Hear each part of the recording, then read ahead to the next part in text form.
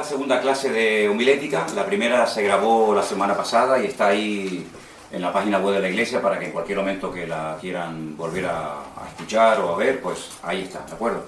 Esta sería la segunda clase y entonces lo que dije en la primera clase es lo siguiente: apunten todo, porque no están teniendo apuntes, no tienen un libro, un manual.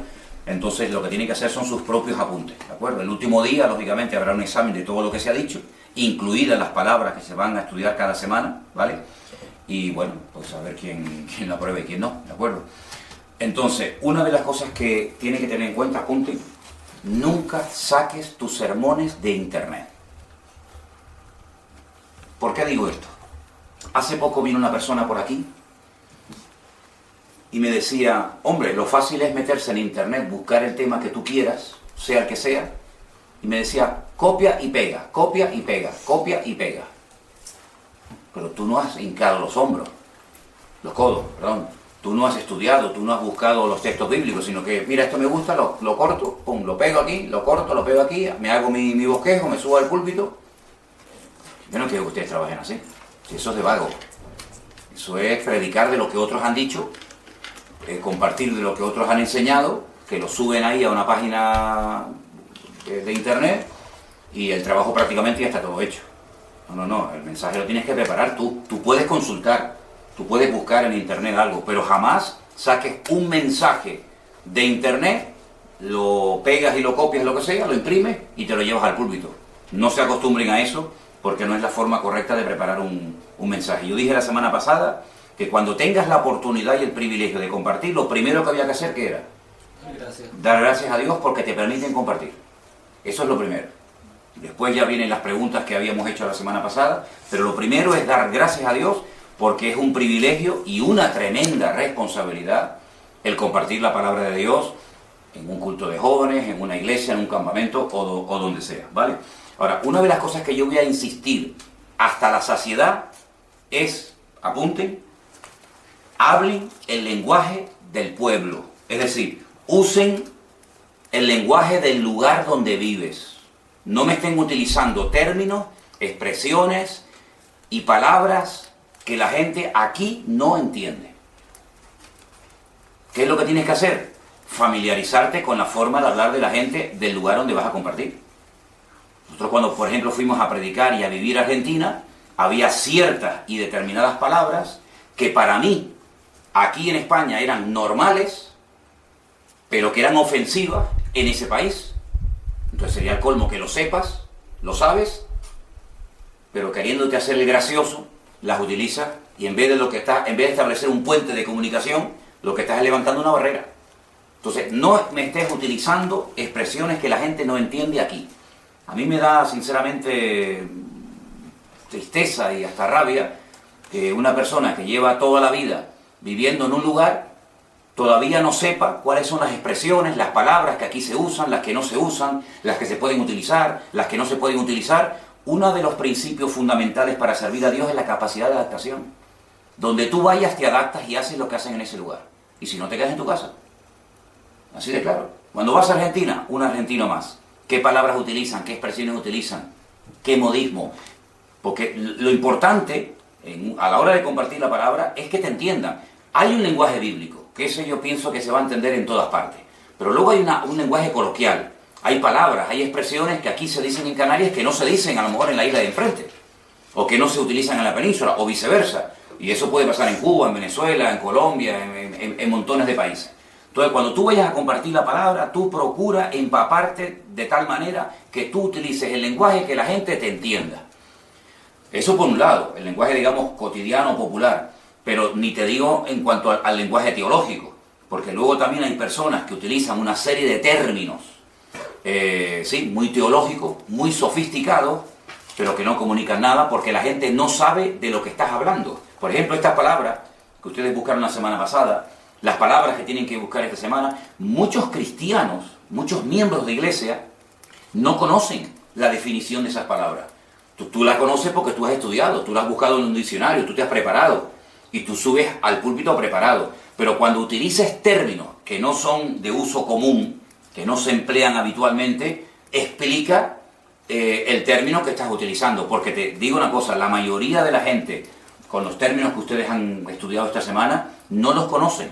Entonces, ¿de qué te sirve a ti estar utilizando repetitivamente una expresión o una palabra que en el fondo la gente que te está viendo no conoce? No tiene ningún sentido. Entonces, procura adaptar el lenguaje al lugar, al momento y a las circunstancias. Busca las definiciones de las palabras complicadas, tanto bíblicas como extrabíblicas. Hay palabras que, por ejemplo, se emplean habitualmente que yo creo que muchos cristianos ni siquiera saben lo que significan. La palabra redención, ¿qué significa realmente la palabra redención? ¿Es lo mismo que justificación? Propiciación, son palabras que no se utilizan en el lenguaje cotidiano, están en la Biblia, pero que incluso estando en la Biblia, muchos cristianos ni siquiera la conocen. Entonces, cuando no conozcas un término, una de las herramientas que deberías de tener es un buen diccionario bíblico, ¿vale? Para que cuando vayas a predicar de un versículo, de una palabra, de un término que no domines muy bien, procura estudiarlo, procura desgranarlo, la etimología de la palabra, de dónde viene esa palabra, por qué se utilizaba, etcétera, etcétera, para que cuando subas al púlpito no digas locura, como muchas veces se utiliza un término y no tiene nada que ver lo que estás diciendo con el significado primitivo, original de la palabra, ¿vale? Una de las cosas fundamentales, independientemente de la preparación, de buscar las palabras, etcétera, etcétera, es el compromiso del que va a predicar. Es decir, ¿a qué me refiero cuando digo el compromiso? Mira, la persona que va a predicar, todos te van a estar mirando, inevitablemente. Tú no puedes evitar que por subirte a una plataforma o un púlpito la gente no te mire. Es más, el hecho de subirte implica que la gente te vaya a mirar. Entonces tienes que vigilar tu apariencia física. Si tu apariencia física está distrayendo a la gente del mensaje, tienes un problema. Porque la gente está más pendiente de la camisa, del botón, de la cremallera, de los pelos, de los zapatos, de esto o de aquello, que verdaderamente del mensaje que estás diciendo. Yo incluso muchas veces he visto que buenos mensajes se han diluido y no han producido en la persona el efecto que podía haber producido porque la persona no subió adecuadamente a la plataforma.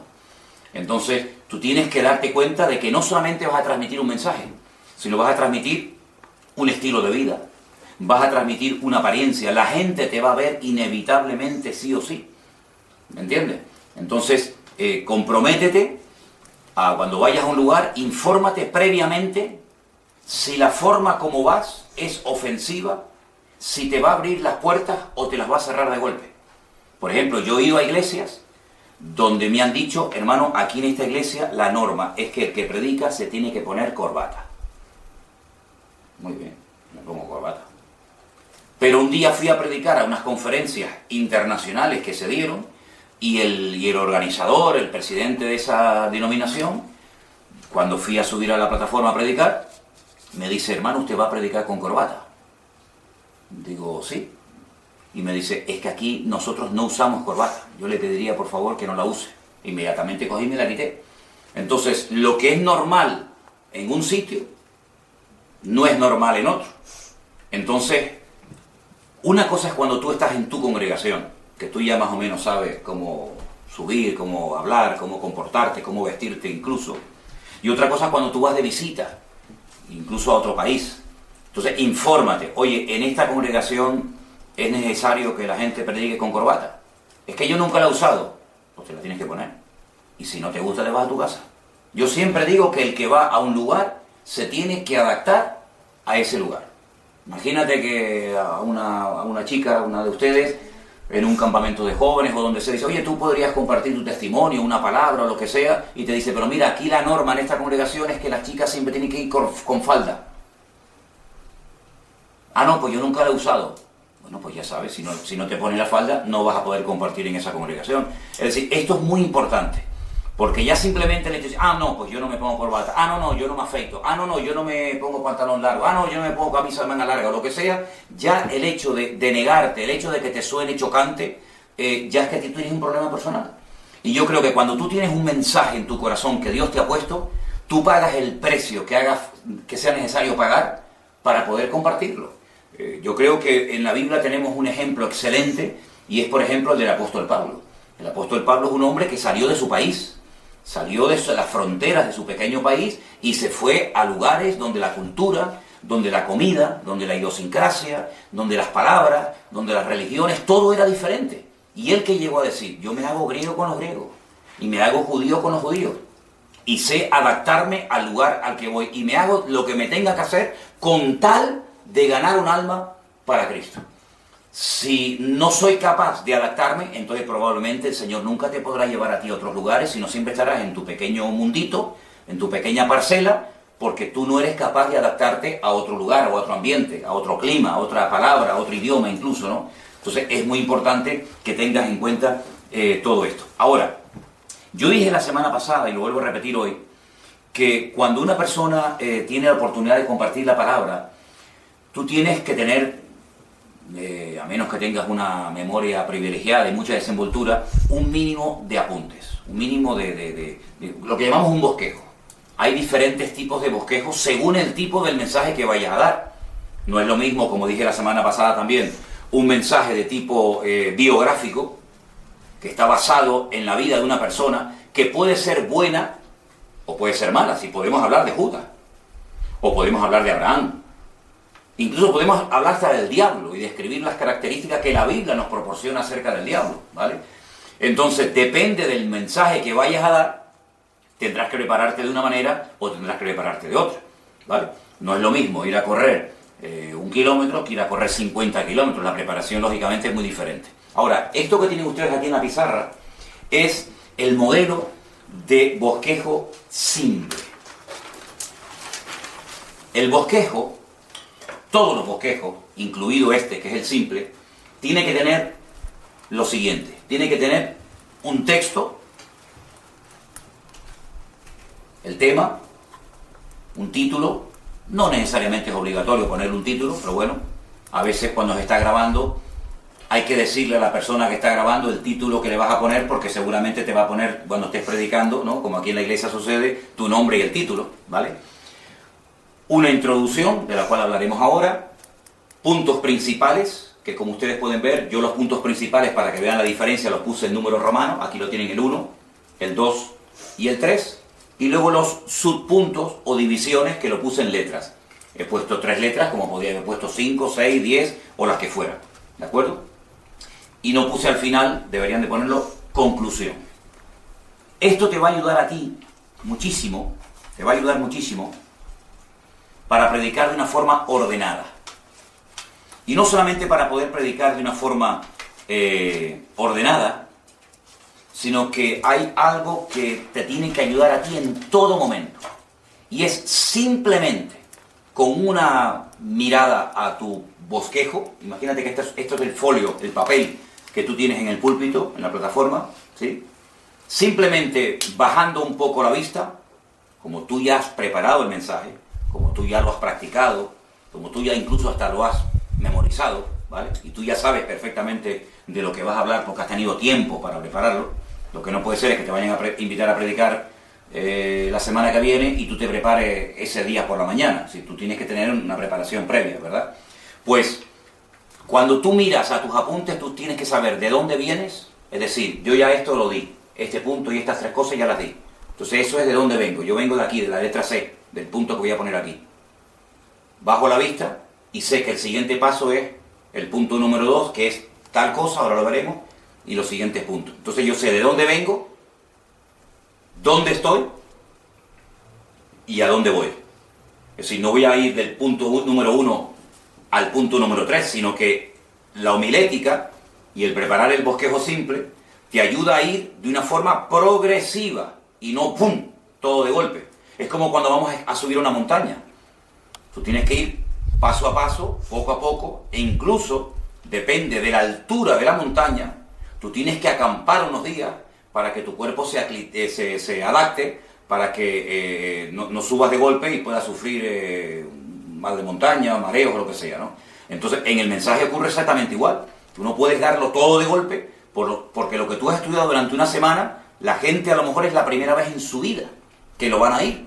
Entonces tú tienes que ir poco a poco, escalonadamente, como los peldaños de una escalera, de un punto a otro punto, de un punto a otro punto, y finalmente la conclusión. La conclusión no es repetir todo lo que he dicho.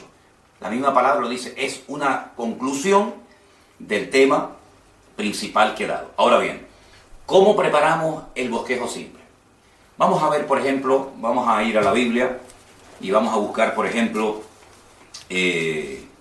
un versículo muy conocido del Nuevo Testamento que se encuentra en el Evangelio según San Juan, el capítulo 14, el versículo 6. El capítulo 14 del Evangelio según San Juan es una conversación que el Señor Jesucristo mantiene con algunos de sus discípulos y con preguntas que le hacen y con respuestas que Él da. Entonces, si tú, por ejemplo, vas a predicar de Juan 14:6, que dice así: Jesús le dijo, yo soy el camino y la verdad y la vida. Nadie viene al Padre sino por mí. Si tú vas a predicar de ese versículo, tú tienes que leerte todo el contexto del capítulo. ¿A quién le dijo eso? ¿Por qué se lo dijo? ¿Qué pregunta fue la que recibió el Señor? ¿Qué respuesta la que le está dando el Señor? Que no solamente es la del versículo 6, sino es la del versículo 7, etcétera, etcétera. Tú te tienes que empapar de toda la conversación. Y después, si quieres, dentro de la conversación, utilizar el versículo 6 como base de tu mensaje, eso es otra cosa.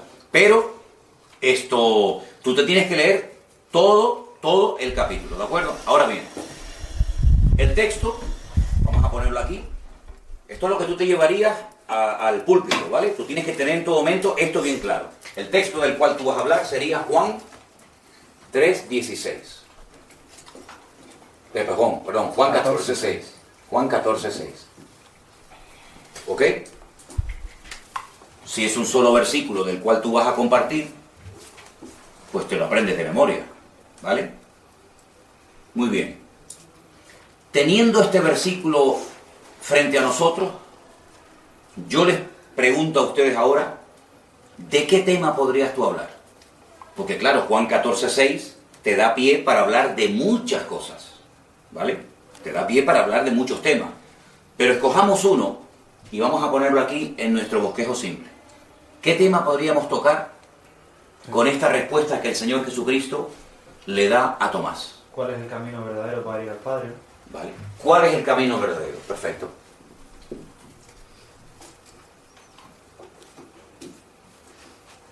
¿Cuál es el camino verdadero?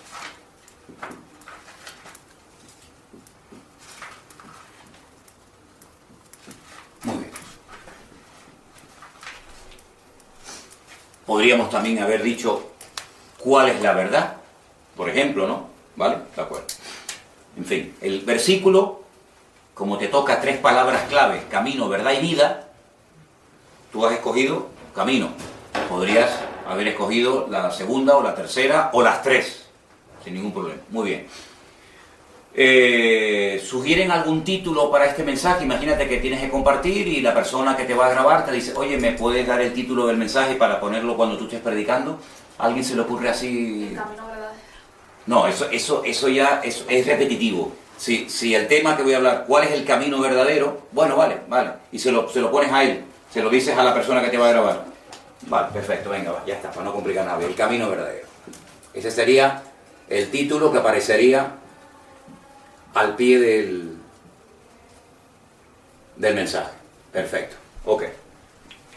La introducción, dijimos la semana pasada, que no tiene que ser demasiado larga, demasiado extensa, ni tienes que prometer cosas que luego no vas a cumplir. Hermanos, hoy van a escuchar ustedes el mejor sermón de su vida. Me he preparado y vengo tan lleno del Señor que van a salir de aquí impactados, sus vidas van a ser transformadas y nunca jamás en la vida usted va a ser el mismo después de escuchar usted este mensaje. Si tú estás poniendo el listón muy alto, mijo. Estás creando una expectativa que después a lo mejor no vas a poder cumplir.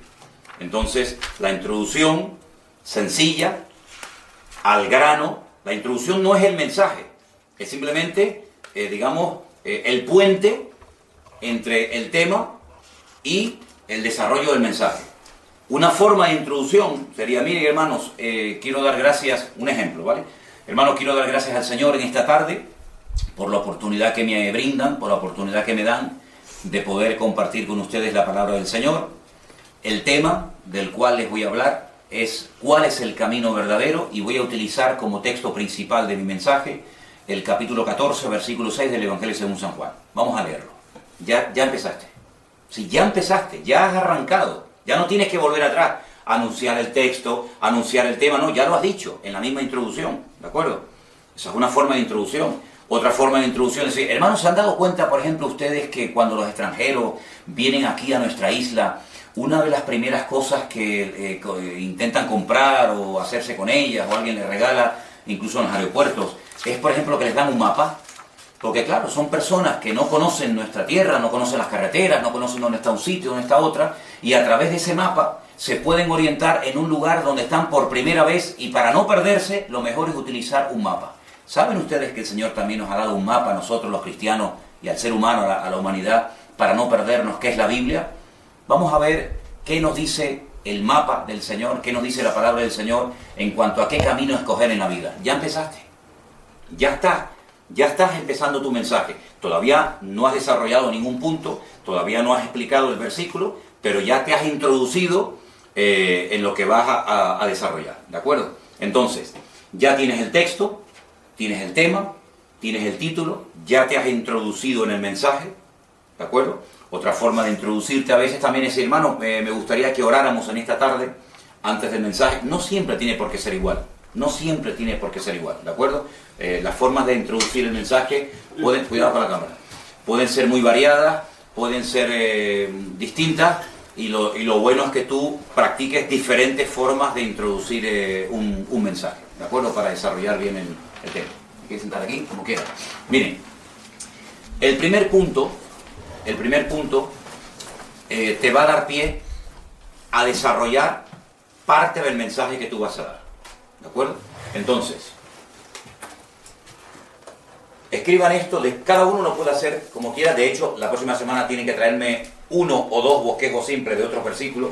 Yo voy a poner aquí en el primer punto, caminos equivocados. Caminos equivocados.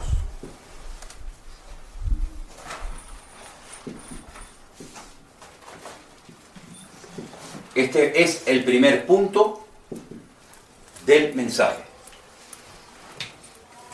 Yo no les recomiendo, como a mí me exigían cuando estudié homilética en la escuela bíblica, que se escriba todo el mensaje palabra por palabra. Eso no es práctico. Eso no es nada práctico. Eso a la hora de la verdad, sinceramente, va a ser más un estorbo que una ventaja.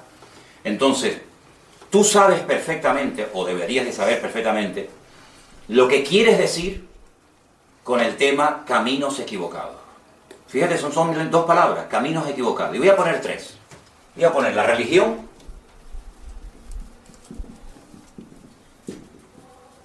¿vale? Voy a poner, por ejemplo, el camino, otro camino equivocado que la gente elige. Las obras. Las obras. Y otro camino equivocado, pensando que es el correcto, podrían ser las... ¿El dinero? Sí, vale, venga, el dinero, digamos el tema económico. Vale. Tú fíjate que con tan solo 2 palabras en tu primer punto y 3 palabras, tú puedes desarrollar ahí una barbaridad de tiempo, sin olvidar que si tienes punto número 2, tienes punto número 3, tienes punto número 4, tienes punto número 5, sin olvidar que no te puedes pegar 1 hora aquí. Porque si el mensaje va a ser muy largo, a menos que seas un predicador con mucha desenvoltura y que tú veas que la gente está pendiente, lo mejor es que hagas el mensaje en varias partes. Porque lo que no puedes pretender es tener a la gente 2 horas sentada y hace ya 45 minutos que la gente está buscando las moscas en el salón, ¿vale? Entonces, esto es simplemente una parte de un todo. Entonces, miren, hermanos, antes de hablarles del camino verdadero, yo quiero detenerme brevemente en mencionar, aunque la lista sería enorme, varios caminos equivocados que la gente toma creyendo que son caminos correctos. Tú puedes reforzar este punto, por supuesto, con un versículo. No hay ningún problema. El versículo que vayas a reforzar, te propongo por ejemplo dice: hay caminos que al hombre le parecen derechos, pero su fin son caminos de muerte. Efectivamente, hermano, este versículo que yo les acabo de leer, cuando les acabo de hablar de caminos equivocados, esos caminos erróneos, uno de ellos podría ser la religión. ¿Se han dado cuenta ustedes cuántas religiones el hombre ha inventado? ¿Cuántos tipos de religiones hay? ¿Cuántos dioses? ¿Cuántas formas diferentes de buscar la verdad? Mire, tienen el Islam, cuya característica, tienen el budismo. No te vas a pegar una hora explicando cada religión, sino esto es interminable. Miren el budismo. El objetivo principal del budismo es una filosofía, un estilo de vida que consiste en esto y en esto. ¿Se han dado cuenta, por ejemplo, el hinduismo? ¿Se han dado cuenta qué cantidad de religiones, verdad? Unos dicen de una manera, otros dicen... Pero son caminos equivocados, porque el camino no es la religión. Hay otras personas que piensan que el altruismo, ¿no? Las obras, y venga a ayudar, venga a obra social, y venga a hacer cosas, pues eso me va a llevar a Dios. Y no es que no sea importante, claro que es importante, pero por ejemplo, como dice en tal y tal versículo, en Santiago, en Romanos o donde sea, las obras son el resultado de estar en Cristo. Y no es que las obras, digamos lo principal y dejo a Cristo a un lado. Entonces tú desarrollas el tema de las obras. Y bueno, ¿y cuánta gente no opta por la religión? Porque pasan olímpicamente de cuestiones religiosas, de cuestiones filosóficas, de cuestiones altruistas, pero sin embargo se centran en dinero y en patrimonio, y tengo que tener, y tengo que comprar, y tengo que tener, porque eso le da como una cierta seguridad. Y quiero mencionarles en este punto, queridos hermanos, que hubo un hombre en la Biblia, del cual habló el Señor Jesucristo, que cuando tenía mucho dinero y los graneros llenos y tenía todas sus necesidades materiales cubiertas, esa noche la muerte vino a buscarle, y la muerte le dijo: necio, ¿para quién es todo lo que has atesorado si esta noche tienes que entregar tu vida y partir a la otra vida? Entonces, con 3 palabras simplemente, yo le entrego este papel a cualquiera de ustedes, y con esto tú te puedes pegar una hora hablando. Porque tú sabes que en la palabra religión no vas a decir, hermanos, caminos equivocados que el hombre elige: la religión, las obras y el dinero. Punto número 2. No, espérate. Esta palabra te da cuerda, te da para hablar mucho.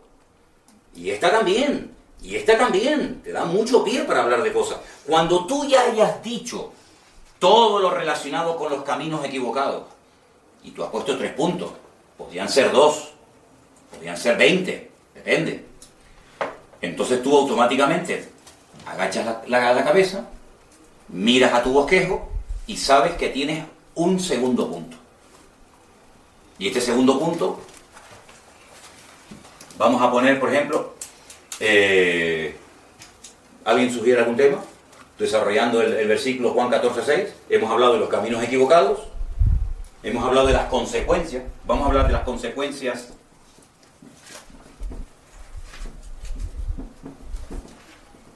de esos caminos equivocados.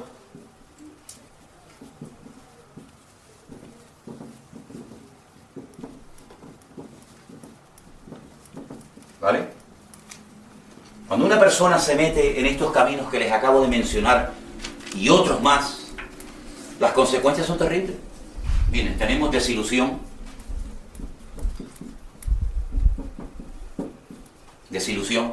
tenemos pérdida,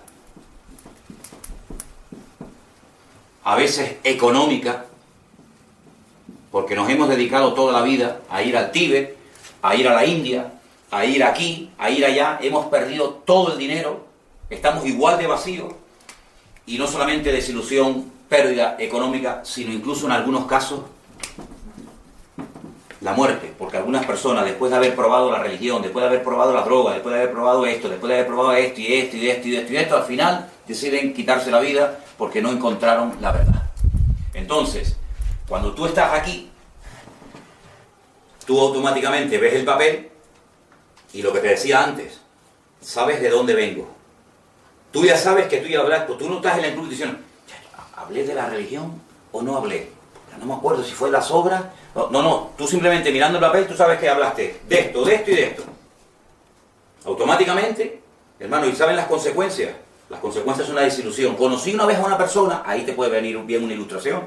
Conocí una vez a una persona que estuvo en esta religión y resulta que me dijo que se gastó el dinero, que viajó por aquí, que viajó por allá, que pensó en quitarse la vida, y una persona que lo perdió todo, perdió el matrimonio, perdió la familia, perdió los hijos, perdió el respeto, y tú puedes contar anécdotas para rellenar el bosquejo. Esto es simple, este es el bosquejo simple, ¿vale? Pero tú pones aquí, por ejemplo, si quieres contar algo, puedes poner aquí entre paréntesis, testimonio. O puedes poner una ilustración, ¿por qué no? Quiero decirte que hay libros de ilustraciones, de cientos y de miles de ilustraciones, que vienen clasificadas por temas, por ejemplo, ilustraciones para ilustraciones para el matrimonio, para la juventud, para lo que sea. Entonces tú puedes contar una ilustración, puedes contar un testimonio. Hombre, si es tu caso, también puedes contarlo. Hermano, yo quiero decirles que yo antes de convertirme al Señor, yo era budista, ¿vale? Y yo me vestía con las ropas del budismo y vivía en el Tíbet y no sé qué. Tú puedes contar un testimonio, pero ¿qué fue lo que me pasó? Consecuencia de haber estado tantos años en ese camino. Una desilusión total y absoluta. Incluso perdí dinero e incluso estuve pensando en quitarme la muerte. Pero simplemente con una palabra, fíjense lo práctico que es esto. Es como cuando tú vas al supermercado. Tú no pones en papel, tengo que comprar leche desnatada, marca no sé qué, tengo que mirar la fecha de caducidad. Tú no tienes que poner nada de eso. Leche, ya está. Simplemente leche, tengo que poner leche. Arroz, no pones la marca del arroz, si es grano largo, grano corto, si es marca... ¿Me entiendes? Entonces tú simplemente con una palabra sabes lo que tienes que decir. Cuando ya hayas dicho todo lo que querías decir sobre la desilusión, automáticamente el punto que tú has escrito, el B, te dice lo que tienes que hablar. A continuación, tal. Pero recuerda una cosa, tu objetivo era hablar del camino verdadero y todavía no lo has hecho. Todavía no lo has hecho. Si tú terminaras tu mensaje ahora sería un fracaso. Dejarías a la gente diciendo, sí, bueno, es verdad. La gente se mete en camisas de 11 varas, se mete en caminos raros, uno se quitó la vida, el otro se desilusionó, el otro se tiró por el puente, el otro se metió en el budismo, pero me voy para casa y yo no sé lo que tengo que hacer. Entonces ahora tengo que hablar del camino verdadero, ¿vale? Cristo, el verdadero camino.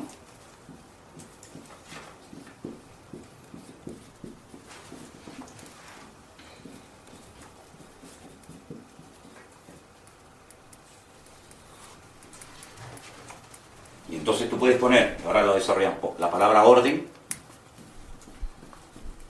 la palabra cambio y la palabra vida.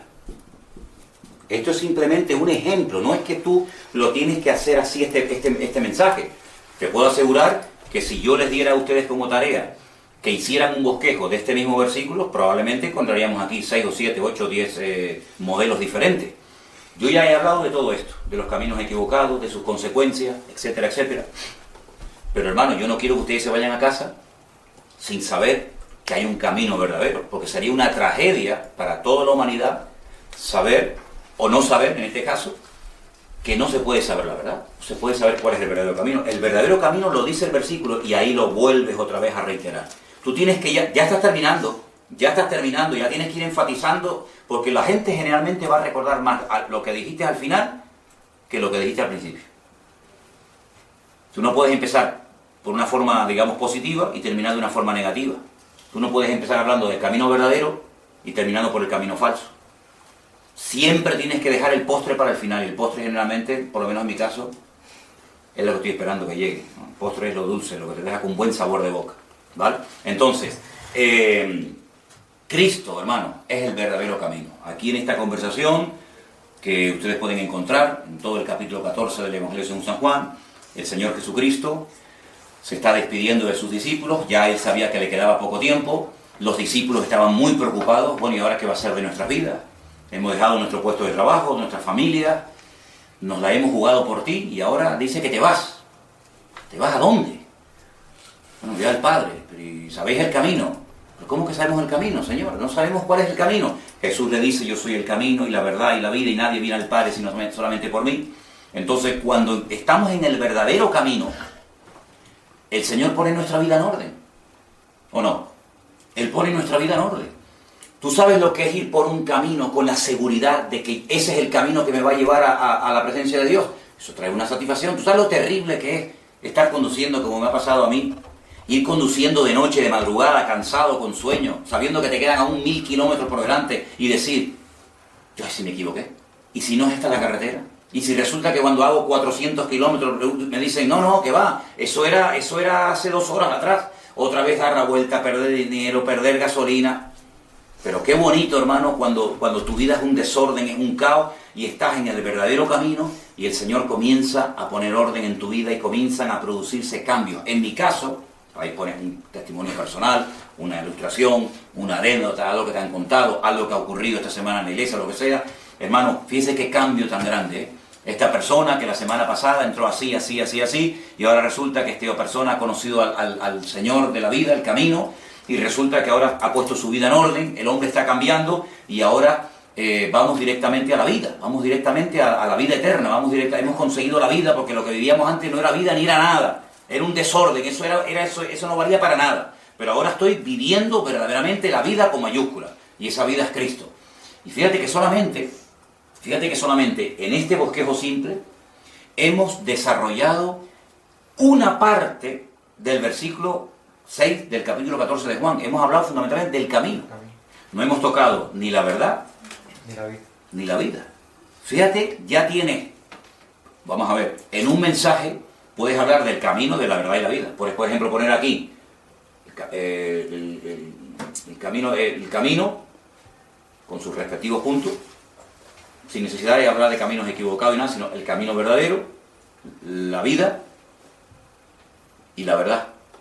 Puedes desarrollar las 3 palabras, porque las 3 palabras te dan pie para desarrollar. En este caso hemos desarrollado una, puedes desarrollar 2, la que quieras. Depende de lo que quieras enfatizar. Hay versículos que te van a dar pie a hablar de varias cosas y hay versículos que te van a dar pie a hablar de una sola cosa.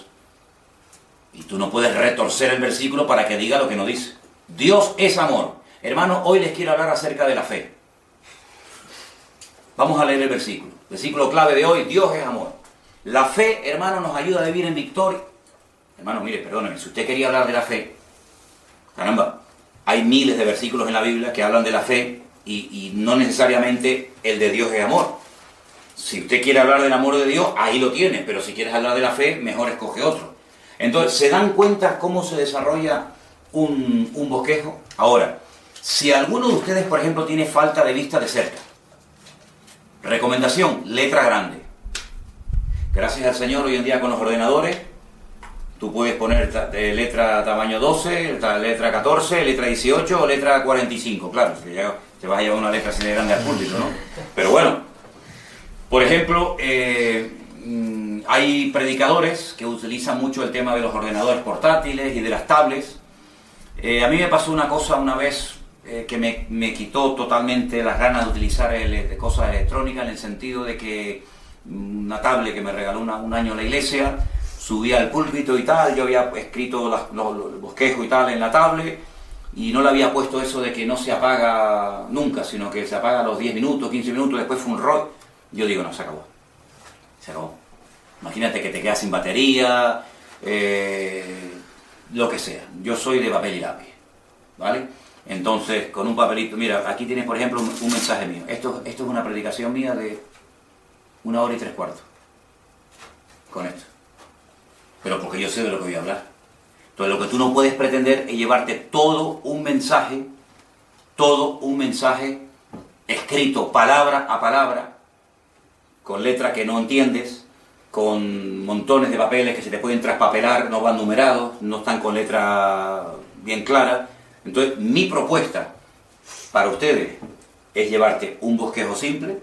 Ahora, no necesariamente tiene que haber solamente 3 puntos principales, pueden haber más.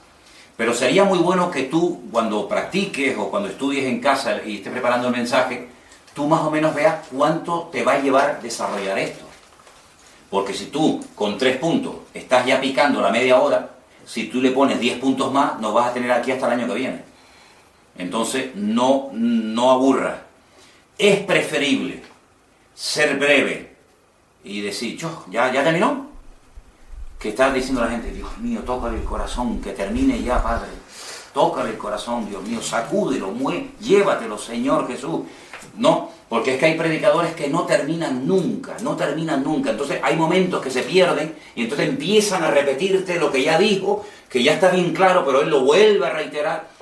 Entonces, quiero que esto quede bien claro. ¿Hay alguna pregunta alguna pregunta sobre cómo se hace un bosquejo simple, porque ahora ustedes van a tener que hacerlo, van a tener que practicar, y yo les voy a dar diferentes versículos para que el próximo día ustedes me traigan a la clase su bosquejo simple. Pero tráiganmelo así, ¿vale? Tráiganmelo exactamente tal y como está. Imagínate que no hay ninguna letra, es una hoja en blanco, y me lo tienes que traer así, texto, tema, título. Una de las cosas que yo, por ejemplo, propongo, como no te va a caber la introducción, lo que quieres decir, para dar inicio al mensaje, a veces yo lo he hecho, ya hace muchos años que no lo hago, pero a veces puedes tener un pequeño papelito donde tienes más o menos la introducción, pero después ese papel lo pones aparte porque la introducción no es tu mensaje, es simplemente eso, una introducción. Tu mensaje es este. Entonces, ¿por qué te digo que lo escriba? ¿Sabes por qué? Porque hay algo que son los nervios. A mí solamente me pasó una vez en la vida. En todos los años que llevo predicando, solamente me pasó una vez que subí al púlpito y me quedé en blanco. Totalmente en blanco. Llegué allí y no sabía ni lo que iba a hablar. No sabía nada. Nada. Claro, ¿no te acuerdas? Fue una cosa de segundo, ¿no? No fue una cosa así que me quedé 3/4 de hora ahí, ¿no? Me quedé totalmente en blanco. Entonces, ¿qué hacer cuando te ocurre algo de eso? Bueno, si no llevas ningún tipo de anotación, ya le puedes pedir ayuda al Espíritu Santo que te ilumine, porque entonces... yo lo que hice es decir, hermano, una vez más, estamos aquí, vamos a compartir la palabra, vamos a orar, vamos a pedirle al Señor que nos dirija, oramos, y cuando dije amén, ¡pah!, me vino al momento todo lo que tenía que decir. Me pasó solamente una vez en mi vida. Si me pasara muy a menudo, que gracias a Dios no me ha pasado más, lógicamente tendría que recurrir a tomar más apuntes. Pero conocí a un predicador que sufrió un problema y perdió prácticamente toda la memoria. Entonces tenía que subir a la plataforma con muchos apuntes, con muchas anotaciones, porque el hombre perdió totalmente toda la memoria. Y un predicador sin memoria es como un coche sin ruedas. Tienes un buen coche, pero no puedes moverlo, no puedes llegar de un punto a otro, ¿no? Pero por otra parte te animo a que no lleves demasiados apuntes, porque entre los nervios, el calor, que te miran, que esto, que aquello, se te puede volver todo en tu contra. Cuando ustedes tengan su bosquejo y ya hayamos tenido varias clases, te vas a subir al púlpito a ver cómo te colocas, porque luego hay otro gran problema que mucha gente comete, y es que cuando llegan al púlpito, se pelean con el púlpito, se pelean con el cable del micro, se pelean con el pie del micro, se pelean con el micro, y al final están más pendiente del dichoso micro que del mensaje. Porque hay formas como se colocan los apuntes y formas como no los debe de poner nunca. Porque lo que tú tienes que subir es cómodo al púlpito, no puedes subir nervioso, preocupado, que se me cayó el papel, que no lo encuentro, que el micrófono me tapa el micro, que no sé qué. Entonces, todo eso lo practicaremos en su momento. Pero quiero darles lugar por si hay alguna pregunta. Si hubiera alguna pregunta, háblalo fuerte porque estamos grabando y quiero que los que vayan a ver después de esta clase oigan la pregunta que has hecho, ¿de acuerdo? ¿Hay alguna pregunta en esta tarde que queráis hacer sobre esto o sobre los puntos que di al principio? Rafa, fuerte.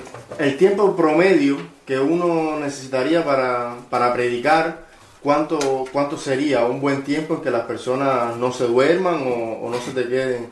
Hay estadísticas que, para todos los gustos, ¿no?, que dicen que hay un tiempo de atención donde la gente está pendiente y hay un momento en el que la gente se va. Se fue por el calor, el frío, el niño, lo que sea, y después hay gente que vuelve otra vez a bajar de la nube y engancha, y hay gente que se quedó en la nube, como la de iPhone, y se quedó en la nube y ya nunca más bajó, ¿no? Yo pienso que el predicador tiene que tener la suficiente sabiduría y discernimiento para tú más o menos percibir cómo está el ambiente, ¿no? Si tú ves a mucha gente moviéndose, entrando, saliendo, que el reloj, que no sé qué, ahí pasa algo, ahí ocurre algo, ¿no?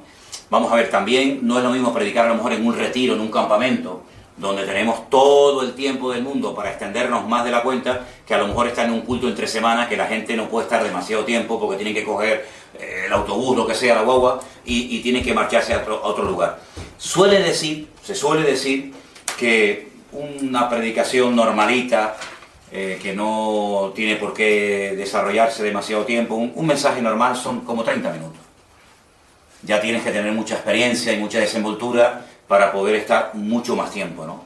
pero generalmente si tú preparas un mensaje sobre alrededor de 20, 25, 30 minutos, pues está bien, ¿vale? Más o menos. Ahí en esos 30 minutos tienes que sumar tu conclusión, tu introducción, la lectura que vas a leer. Date cuenta que nosotros estamos utilizando un solo versículo.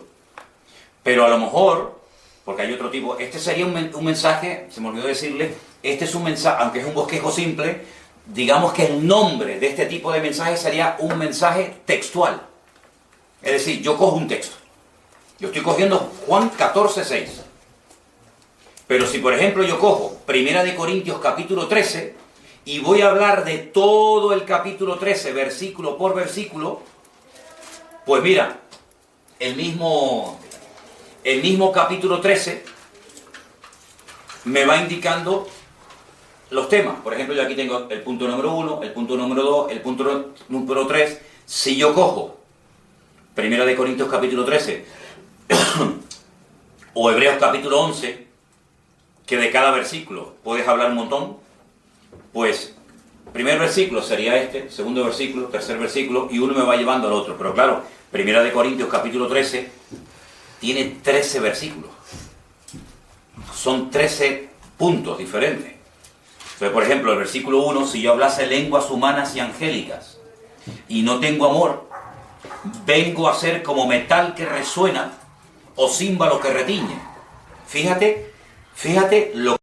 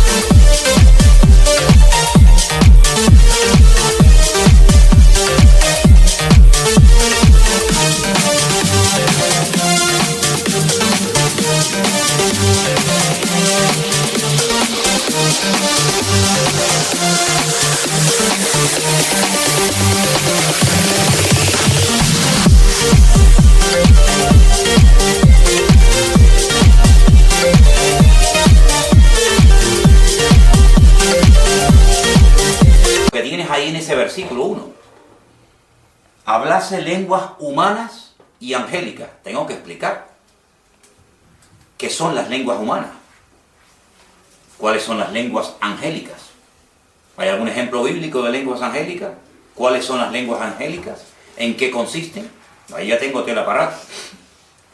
El tema central del capítulo es el amor, pero es que los versículos me sugieren otros temas, que es la riqueza de la Biblia, ¿no? Hay capítulos que te sugieren 20 temas en un mismo tema monográfico, ¿no? Vengo a ser como metal que resuena o címbalo que retiñe. Hermanos, ¿han visto alguna vez algún címbalo? Címbalo que retiñe. ¿Cómo retiñe un címbalo? ¿Ustedes han visto un címbalo? Hombre, sería buenísimo si te consigues un címbalo y lo traes a la iglesia y se lo enseñas. Hay diferentes tipos de címbalos, el chiquitito, el grande, no sé qué, no sé cuánto. Quiero mostrarles qué es un símbolo, cómo suena, para qué servía, quién lo tocaba. El tema es el amor, pero el versículo 1 te da pie para hablar de un montón de cosas. Versículo 2, si tuviese profecía y entendiese todos los misterios y toda ciencia de tal manera que trasladase los montes y no tengo amor, nada soy. Y tuviese toda la fe también, te menciona la profecía, la ciencia y la fe. Son 3 dones que te menciona también 1 Corintios capítulo 14. Profecía, ciencia o conocimiento y fe. ¿Quieres hablar de esos 3 dones? Tienes ahí tela marinera. Todavía no has tocado el tema central del capítulo, que es el amor. Es decir, sería un tema, un mensaje narrativo, esto es textual, este sería narrativo, que consiste en ir versículo por versículo, versículo por versículo, respetando el orden y explicando casi palabra por palabra y tema por tema. Vamos, si yo voy a desarrollar 1 Corintios 13, solamente ya con 13 versículos son 13 mensajes. Pero es que cada versículo me sugiere 2, 3 y hasta 4 temas diferentes. Aquí tienes para un año. Aquí tienes para un año. Pero claro, si tú te paras en 1 Corintios capítulo 13 a analizarlo como te estoy diciendo ahora, cuando tocas otros temas de trascendental importancia en la vida de un creyente. Por eso yo tengo la sensación, ya hace mucho tiempo, de que a mí me faltarían 10.000 vidas. 10.000 vidas, como mínimo. Para poder ir palabra por palabra, versículo por versículo. Es que es imposible, es totalmente imposible. Lo comencé a hacer con los salmos, estudiar los salmos, letra, palabra por palabra, y cuando llegué a no sé qué salmo, llegué un momento que me paré, me frustré y yo dije, yo Señor, pero es que si yo empiezo a estudiar los salmos palabra por palabra, que si la raíz, que si la etimología, dónde se dijo esta palabra, dónde se utilizó, dónde se aplicó, me van a hacer falta 1000 vidas para leer los salmos, pero aún me quedan 65 libros de la Biblia. Entonces, en fin, yo admiro y la verdad es que es para levantarle un monumento a esa gente que ha hecho comentarios de la Biblia, casi palabra por palabra, versículo por versículo, el famoso comentario Matthew Henry. ¿Cuánto tardó ese hombre en hacer un comentario de toda la Biblia? Casi versículo por versículo. Eso fue un superdotado, un hombre que Dios le dio una sabiduría espectacular para explicarte versículos, el que hizo la concordancia. Claro, hoy en día con un ordenador es muy fácil, no, pero el que hizo la concordancia la hizo a mano. Voy a buscar todos los versículos de la Biblia del amor. Y ahora todos los de la fe. Eso es un trabajo espectacular, ¿no? Entonces, si vas a predicar un mensaje de tipo narrativo, búscate un capítulo que te dé mucho pie para hablar de él, ¿no? Pero bueno, más preguntas sobre la clase. ¿Alguna más? ¿Está claro? Quiero que la semana que viene, teniendo presente cómo se hace un bosquejo simple, yo les voy a dar 3 posibilidades. Tú elige la que quieras. Con que me traigas una me sobra. Hoy hemos tocado Juan 14:6. Yo les voy a proponer 3 versículos. Tú eliges el que más te guste. Te voy a proponer Hebreos, apunta ahí, para que sepas los 3 versículos cuáles son, y tú después eliges el que quieras, ¿vale? Hebreos capítulo 11, versículo 6. Te propongo ese versículo. Hebreos capítulo 11, versículo 6. Te propongo en Primera de Timoteo, capítulo 4, versículo 1. Repito, Primera de Timoteo, capítulo 4, versículo 1. Y te propongo en el Evangelio según San Juan, el capítulo 5, el versículo 24. Yo te propongo esos 3 versículos. ¿Quieres preparar un bosquejo simple de cada uno de ellos? Estupendo, y ya lo tienes ahí.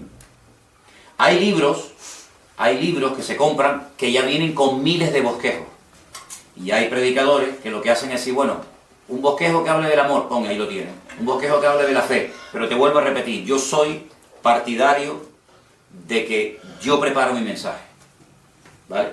Porque hay cosas que me pueden servir y hay cosas que no me pueden servir, y aparte yo quiero predicar de lo que yo he descubierto, no de lo que otros han descubierto. Y yo quiero llegar a mis propias conclusiones. Pero te digo que si vas a alguna librería evangélica por ahí y dices, oye, ¿hay libros o tienes algún libro de bosquejos bíblicos para predicar? Montones. Así como hay gente que se mete hoy en día en internet para sacar mensajes o copiar sermones de otros y después darlo a ellos en sus iglesias, hay para todos los gustos, ¿vale? Entonces era Juan 5:24, 1 Timoteo 4:1 y Hebreos 11:6. ¿De acuerdo? Más las palabras que había dicho que tenían que estudiar para la próxima semana, que eran, ¿las puedes decir, Kareli? Dualismo era una, dualismo, apunte, dualismo. Estoicismo.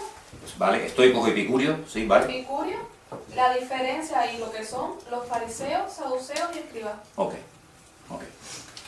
Entonces, por ejemplo, cuando ustedes estudian filosofía, tú puedes saber a qué escuela filosófica pertenece, por ejemplo, Platón. Si era estoico o era epicurio, o Séneca, o Aristóteles. Entonces tú dices, este era un estoico, o este era un epicurio. ¿Por qué? Porque si tú conoces la diferencia entre unos y otros, que Pablo se los encontró. Pablo se los encontró en el Areópago, en Atenas, cuando estuvo en Grecia. Pero claro, no tiene nada que ver unos con otros, ¿vale? Pues hoy en día, que estamos viviendo, sí o sí, bajo una influencia grecorromana espectacular. Nuestra sociedad se parece, hoy en día nuestra sociedad de Europa se parece muchísimo, muchísimo a Grecia, muchísimo. Pues tú tienes que conocer cómo vivían los griegos, porque el imperio griego cayó, pero la cultura, la filosofía griega cada vez está más a flor de piel, la ves por todas partes, las conversaciones, en el estilo de vida de la gente, la forma como viven, cómo hablan, cómo visten, cómo caminan, la misma política, etcétera, etcétera. Tú vas a ver que siempre puedes clasificar, otro día estudiaremos otras corrientes filosóficas, el hedonismo es interesantísimo estudiarlo también, ¿no? Pero bueno, ahora con estas, porque estoicos y epicúreos no son corrientes bíblicas, ¿vale? Son, digamos, seculares, que también tienes que conocerlas. Porque claro, por ejemplo, vamos a verlo en otro momento, solamente una pequeña pincelada. Pablo describió cómo eran los cretenses, ¿se acuerdan? Cuando él escribe la carta a Tito, que era el pastor que él dejó en Creta, él le dice, tú tienes que tener en cuenta, Tito,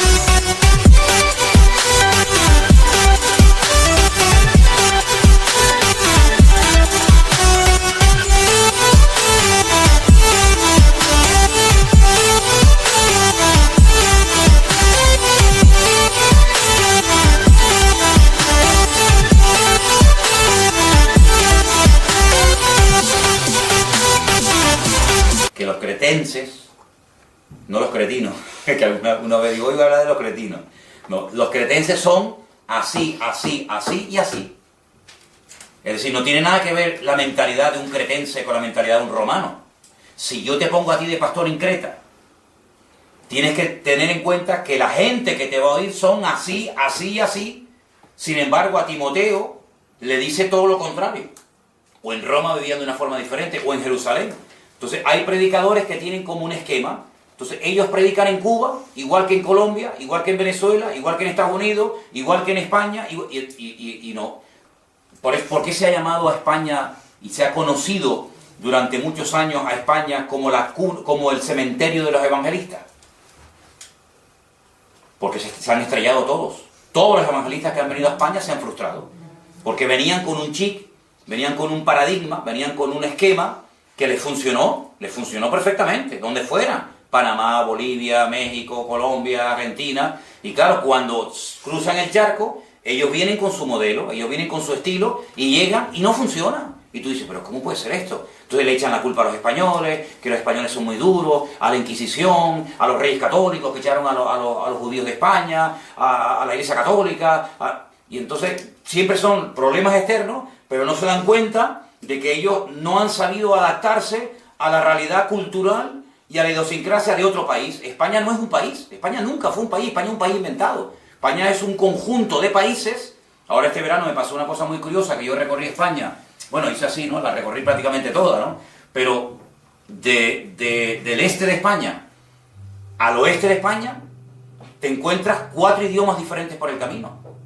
4 idiomas diferentes por el camino, que tienen su escritura, su literatura, 4 formas de ser diferentes. Entonces no es lo mismo predicar en Cataluña que predicar en Galicia.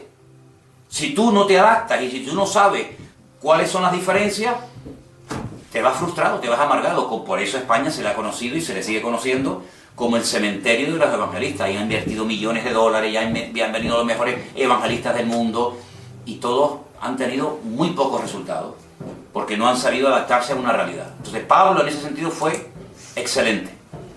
Aunque también vamos a ver un error que no puede cometer nunca un predicador, que él lo cometió en Atenas, y como bien saben ustedes, fue el único lugar de todos los que visitó el apóstol Pablo donde no fundó, donde no estableció una iglesia.